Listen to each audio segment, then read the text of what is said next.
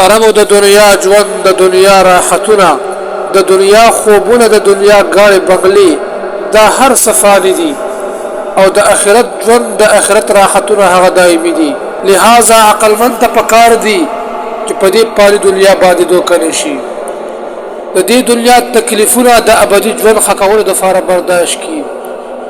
ځکه محترمو که چېرته د یو انسان محبوبه وي او هغه دته ووایي چې ته صرف نن شپه زما دپاره تکلیف برداشت کا، زه به بیا تا ته د زرو شپو عیش او عشرت درکم، او که ته صرف نن شپه آرام او راحت غواړي نو ما به بیا چېرته هم ونه ویني.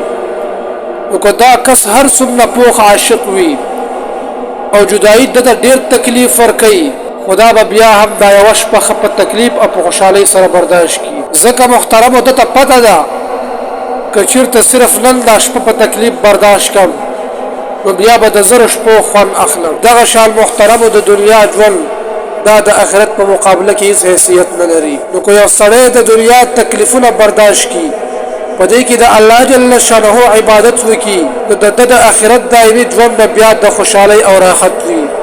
او که دی دلته عارضي ژوند په ښه کولو کې مصروفه شي، د آخرت نه بالکل غافل شي، نو بیا به د ده د آخرت ژوند هغه خراب شي. محترمو لہذا انسان ته پکار دی چې هغه په دې ژوند کې د آخرت دپاره د نیکو اعمالو ذخیره برابر کړي او د اخروي ژوند دپاره هغه کوشش او محنت وکړي، خپل وخت په فضولیاتو کې تیر نه کړي. محترمو